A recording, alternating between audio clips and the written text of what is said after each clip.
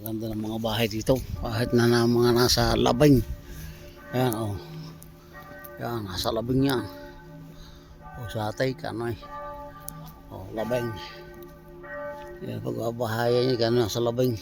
O, ganda ng bahay. O, kakalula naman din eh. Dagos din. Oh. Ayan, ang mga nasa labing yan. Ay. Pero ang gaganda ng bahay ito pa na eh. Yan. Ayan, isang puro ng bahay din eh. Kontra sa lamig. Pero okay, thank you for watching.